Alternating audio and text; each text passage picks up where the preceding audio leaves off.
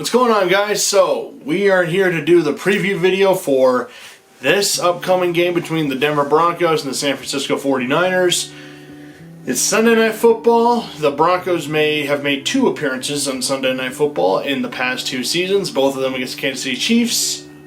Neither really went well. So let's see if this can go any better. Now, yes, though we all know the big conversation going into this week, can Nathaniel Hackett finally right the ship? Can he fix his own mistakes? Can the team get out of their own way? Can they finally punch it in the red zone? And can this Broncos team play a complete performance? It's a lot. And obviously, here's the thing. And I'm not saying this is correct. I'm just saying this is probably reality. If you lose this game, this is going to be like a 5 alarm fire. Like, we're talking full-blown panic. We're talking a bunch of turmoil in the fan base. Buildings on fire if they lose this game. Now if by hook or crook they win this game, I think everyone's just going to be like, take it and run. Now, the one way that I think they could lose this game and the fans would be somewhat okay with it would be like if you went out there and you gave a great effort, you played your hearts out, and San Francisco just beat you. Like, they're just better. Like, that's just their night. Fine, you can accept that. That happens. But here's the thing. And people have been pointing out all week, the Broncos offense are good at moving the ball. They can get up and down the field. The problem is that quickly gets lost if you're not punching it in and you're not seeing it on the scoreboard. Because ultimately, that's what matters. Are you getting it in the end zone? Are you punching it in and finishing those drives? They haven't been.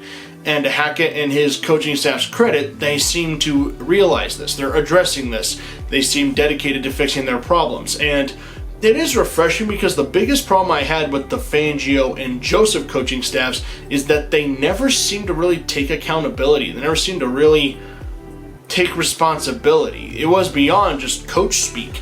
They seemed intent on passing the blame to something else. Like, they kind of blame just one thing and try to focus on one thing. Whereas at least Hackett he owned up to it. He at least admitted that he messed up and he knows he's got to do better. And I respect that. I really respect that out of Hackett. So will it translate? We're going to find out. Now, in my opinion, whether or not you lose this game, it doesn't lose your season if you lose this game, obviously. You still have a lots to work with, but it is a very telling game. This is one of those kind of crucial games where it's like, okay, now let's see really what you're made of. When the lights are brightest and now everyone's focused on you, especially Hackett. It's his first game as a head coach under the bright lights of primetime football. And you know one thing, everyone's just going to be waiting for one mistake, and they're going to make fun of him for it. We all know it. So for Hackett, honestly, you can't be worried about that. Look, these people are going to find a reason to nitpick no matter what. This is just the nature of playing football in this kind of market. What you're going to have to do is you just got to have faith in your game plan. You got to have faith in your quarterback. You got to go out there and you got to be ready to play a good game of football. At the end of the day, these people, none of us, we don't know what's going on behind closed doors. We don't know what's going on in those meeting rooms all these hours, prepping for this game. We just see what happens on the field.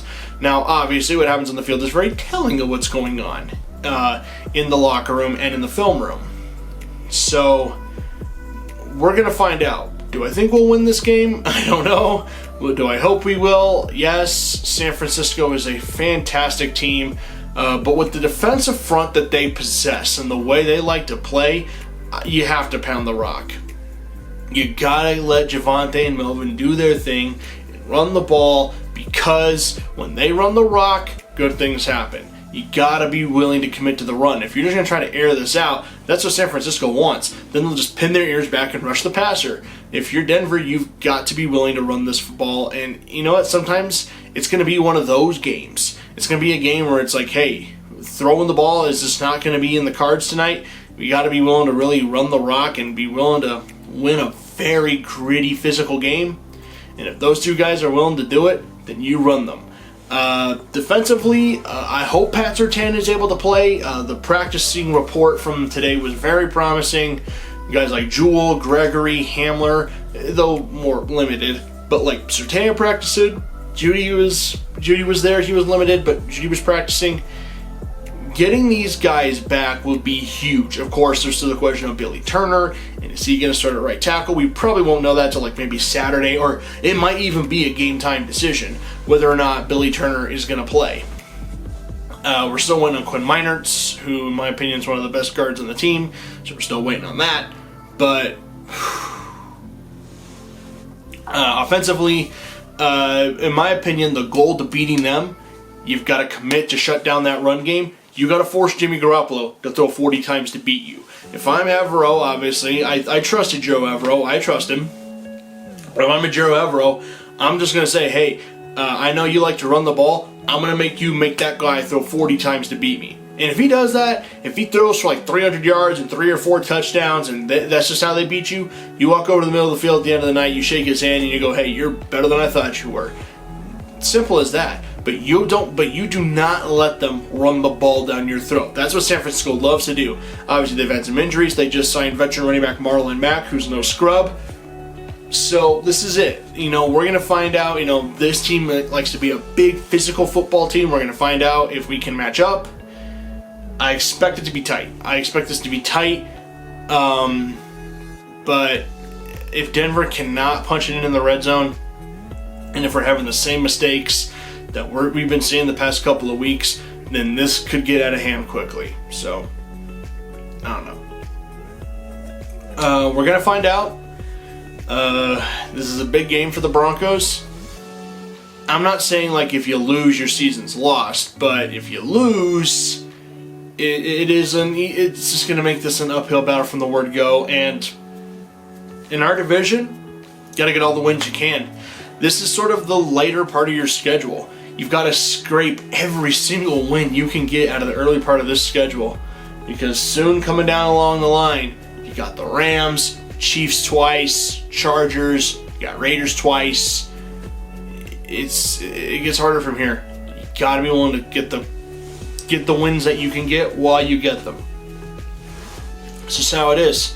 Anyways, you guys let me know what you think, what you thought. Let me know what you think can happen in this game, what the Broncos should be able to do, what we should do to win this game. I'm nervous, guys. I'm always nervous, but man, I'm nervous. I kind of just want Sunday to get here and get it over with. But you know what? We'll hope for the best. We always hope for the best. Being pessimist doesn't help anybody. Trust me, you saw it all last year. I was down. I don't want to be down anymore. I want to be up on this team. So we'll hope for the best. See what happens. Ultimately, Broncos, just do what you do best. Because ultimately, if you try to get away from my identity and try to be cute and fancy, you're going to lose this game. So you do you. They'll do them. We'll see what happens. Alright? Anyways, I'll see you guys on Sunday. Gotta hope they win this game. Anyways, that's it for me. Go Broncos.